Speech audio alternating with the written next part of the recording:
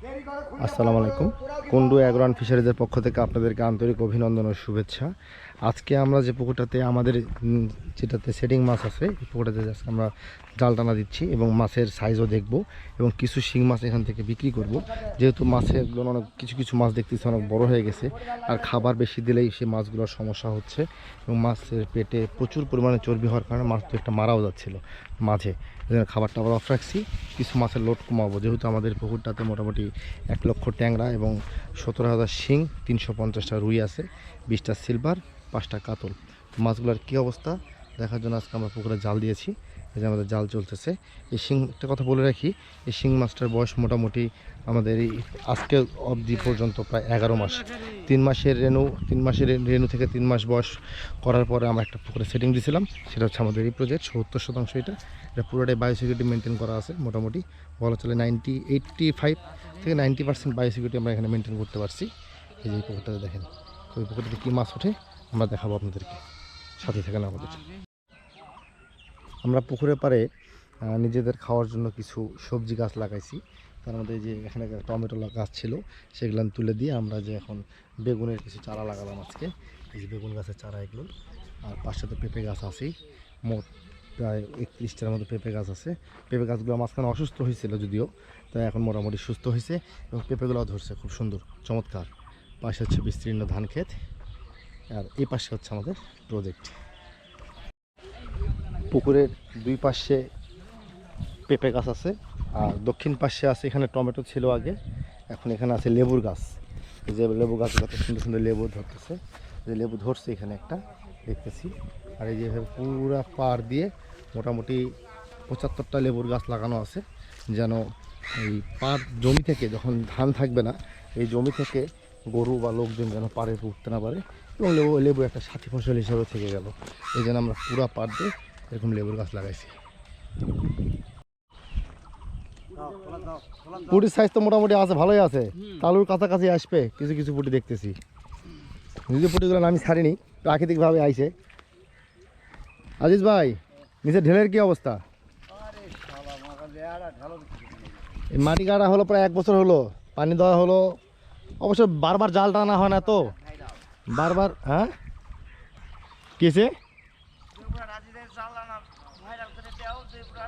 তো এই জাল না নামানোর কারণেই এই সমস্যাটা হয়েছে। জাল যদি রেগুলার নামানো হইতো তাহলে সব সমানে যেত। কারণ ওই শিং আর গুলশার মধ্যে তো প্রতি মাসে টান দেওয়া যাবে না। আজকে টানটা পড়তেছে প্রায় 8 মাস পরে, 8 মাস হলো পরে কোনো টান নেই। সিলভার কাপ মাছ দিছিলাম সেই সময় আমি কত 700-800 গ্রামে দিছিলাম, 20টা সিলভার দিছি এই 70%। হালকা করে, মানে টেম্পারটা যেন খালি খায়। আমার টার্গেট তো হচ্ছে শিং আর গুলশা, বাংলা না। এই জন্য কিছু বাংলা দেওয়া আছে খুবই অল্প, 344টা দিলাম, 4টা না 3টা মারা গেছে মাছ। এর আগে দেখেন সাপে ধরছিল একটা। এই মাছ বসতেছে, ওরা মাছ বসতে ঢেলে আটকে নি, একটু অপেক্ষা করেন।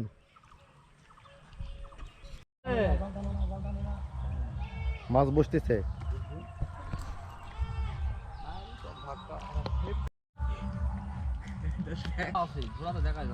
ধরা সাপ তো আছেই, কম মাছ খায়, প্রচুর মাছ খায় সাপে। কি করবেন, কারণ অগরে তো রিজিক আছে, তাহলে ওটা বন্ধ করা পারবেন? সম্ভব না। এই যে ডেরগা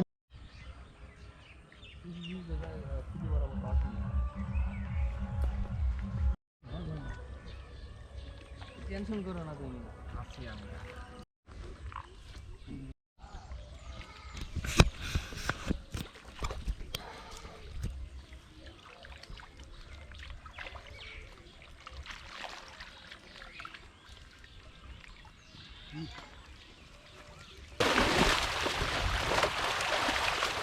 লেস কালোটা কি হাঙড়ি নাকি?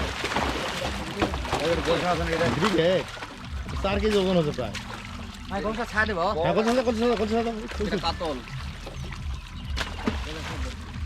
গলসা ফেলে দাও, গলসা ফেলে দাও। রুইগুলা মাছ ফেলে দেন, গলসাগুলা ফেলে দেন।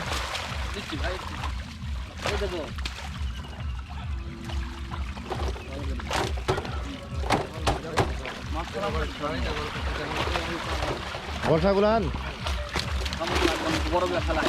বড় মাছগুলো ফেলে দেন। বলছা হ্যাঁ দেখি হাত উঠা করো দেখি। নেও তো।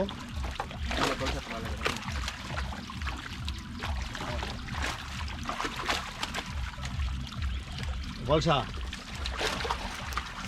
হাত উঠা করো। ফেলে দাও ফেলে দাও। কানস আইস ভাই কটা কেজি হবে এটা? 1 কেজি হবে না এটা? এক কেজি কয় পিস আছে কোনো তো? 7টা 7টা। আইস ভাই এই সাইজের মাছগুলো ধর। শিং মাছ ধরো এটা ধরো।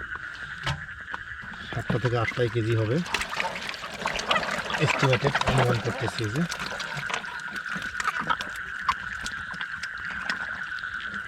কক কক করিচ্ছে দেখছো,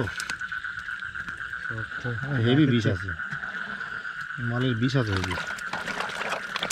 আরে বাপরে তোলা যাচ্ছে না।